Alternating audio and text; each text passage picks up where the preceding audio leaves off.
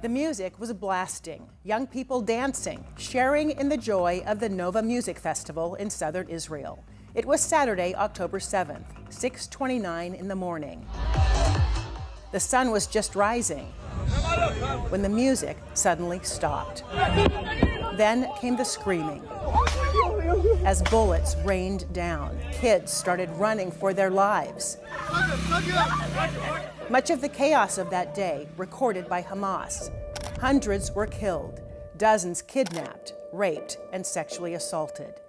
The remnants of so many innocent lives left scattered on the sand. That horrific attack sent shockwaves around the world, including here in Western Washington, with many local Jews once or twice removed from some of the victims, including Seattle Rabbi Daniel Weiner. He sat down with us in the weeks that followed, stunned by the horror and the carnage, and devastated by the almost immediate rise in antisemitism. Tonight, he goes on the record to reflect on what's been lost and gained over the past year.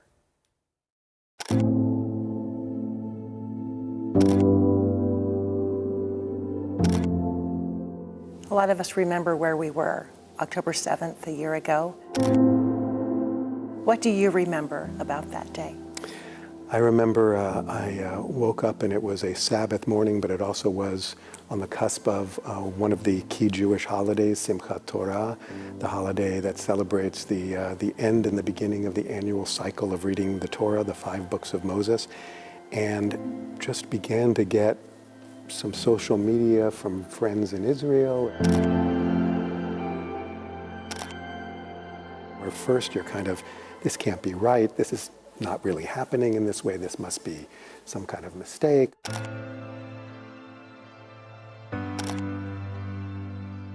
1,200 people that day. 250 hostages were taken. And a year later, 100 people are still being held hostage. We hope. I mean, many of them are probably dead, yeah. Some of them alive. Yeah. How frustrating is that for you? I think it's immensely frustrating. It's incredibly frustrating for so many people, not least of which the family members who still have loved ones there that almost a year hence, they're still there languishing in captivity. I think everybody recognizes the need to bring the hostages home and to do virtually anything that needs to be done to make that happen.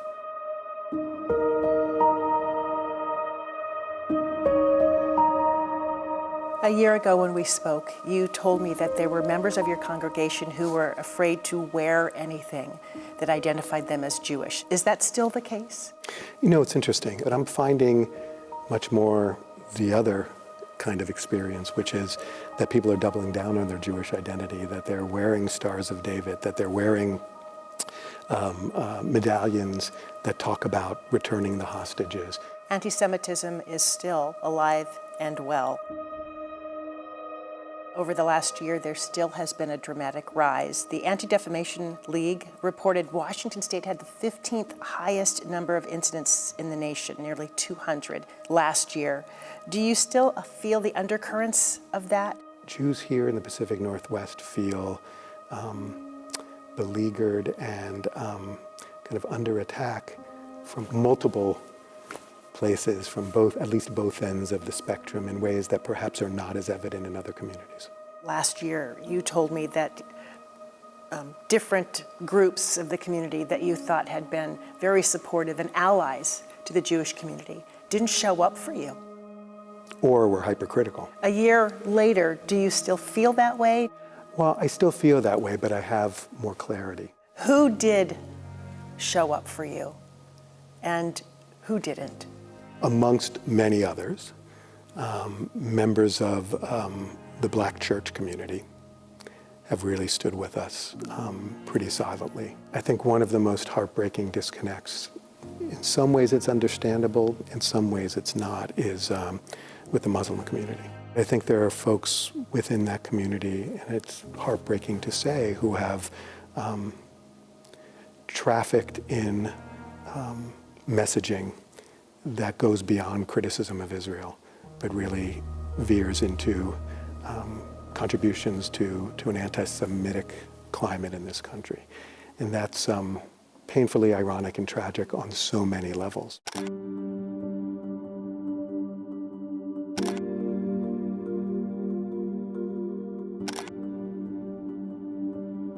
You would agree that some of the frustration around this war has been the death toll among Palestinians. Of course.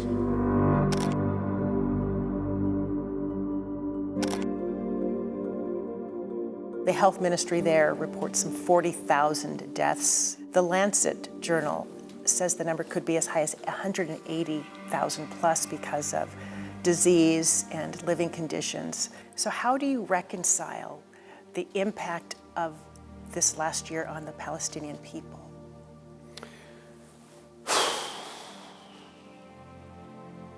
I don't know if reconcile is the right word.